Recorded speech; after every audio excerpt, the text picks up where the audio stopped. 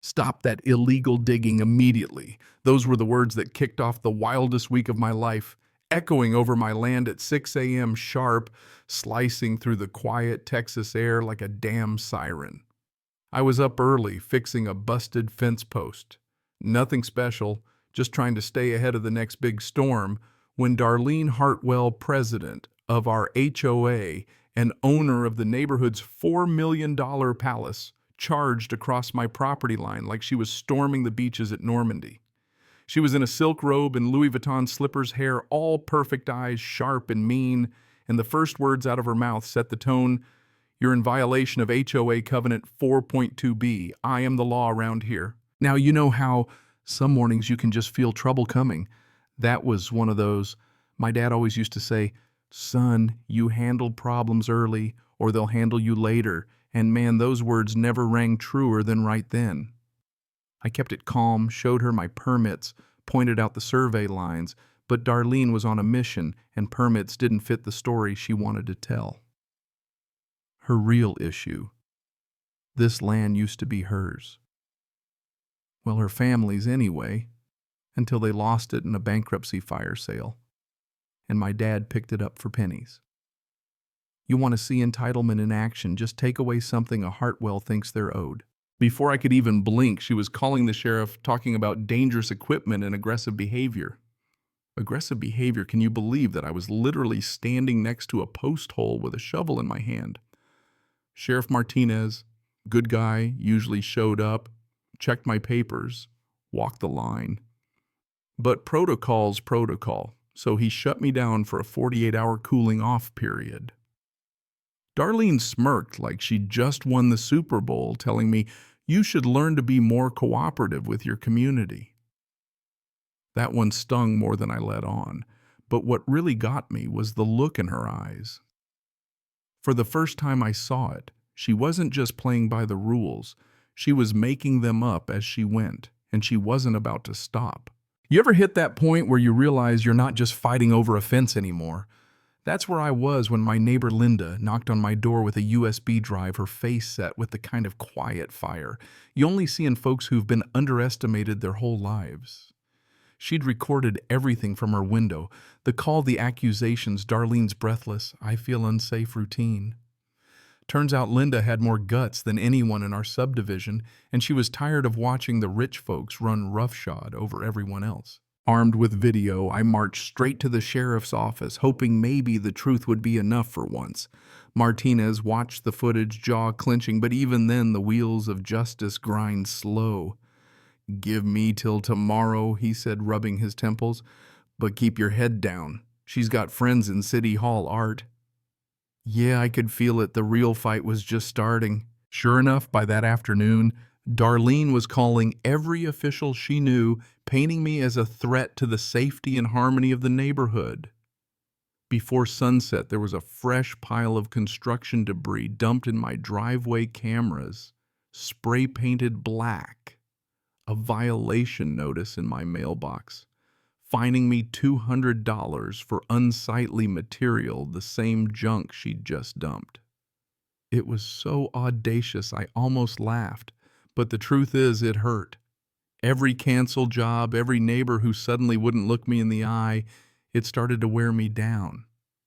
The isolation campaign was working, and for a minute I really did consider selling and moving somewhere people still minded their own business.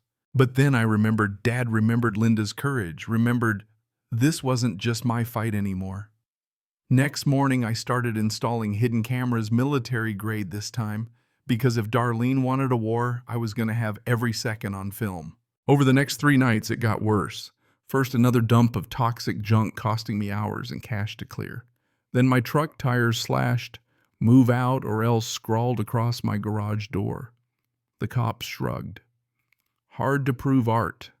Not enough for charges. My reputation, my business, even my friends all were collateral damage in her campaign. But nothing compared to night 3 when I woke to the roar of a chainsaw in my backyard. Darlene's landscaping crew was cutting down the 30-year-old oak tree my dad and I planted after my mom died, a living memorial. Watching that tree crash across my driveway, feeling years of memory splinter and fall, I nearly lost it. For a minute, I wanted to march over there and let rage do the talking, but Dad's voice was in my head telling me, don't become the monster they say you are. So I channeled that pain into action. Digging through Dad's old paperwork, I found a folder labeled Easement Agreement Hartwell Property. 20 pages of legalese, but on page 3 was a golden ticket. The Hartwells could only use our land for power lines if they didn't harass us. Any violation, and I could void the agreement. Everything Darlene had done, the lies, the vandalism, the police calls, was documented, signed, and sealed. I called my old college buddy Jake, now a real estate lawyer. "You ready to go nuclear, Art?" he asked. I thought of my mom's tree, of Linda standing up at the HOA meeting, of every neighbor too scared to speak out. "Yeah, Jake. Let's do it." The next day, I filed to terminate the easement and called the power company. Their legal guy didn't even blink. "If you've got a court order, we'll disconnect within 24 hours. Word spread fast. Darlene tried to pull strings, lawyer, city council, her husband in Dallas, but it was too late. Saturday morning at 7 a.m., the power company truck rolled up, Sheriff Martinez at their side.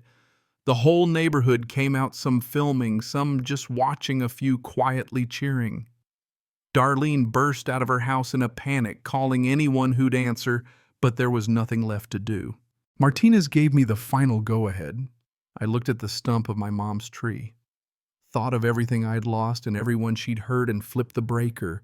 For a heartbeat, nothing happened. Then her mansion went black, no lights, no pool pumps, no AC, just a $4 million shell sitting dead quiet in the Texas sun. Neighbors applauded, some cried, a few finally told their own stories about Darlene's bullying. The fallout was instant. Darlene couldn't sell the house, couldn't get power without spending tens of thousands to reroute new lines, couldn't convince a single neighbor to back her up at the emergency HOA meeting where they voted her out. Her husband filed for separation, and her once perfect yard started to die. Linda got elected HOA president and scrapped half the pointless rules. My business took off with clients from miles away.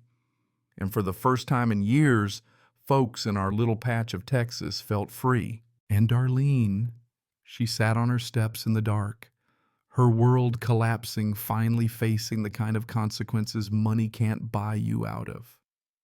Funny thing, after all that, I almost felt sorry for her. Almost. So what do you think, was cutting the power too harsh? Or did Karen finally get what she deserved? Would you have forgiven her if she apologized, or do some lessons, only stick when the lights go out? Drop your take in the comments. Hit that like if you believe in neighborhood justice, and share your own story. If you've ever had to stand your ground against the HOA from hell, because sometimes the only way to fix a bully is to flip the switch yourself.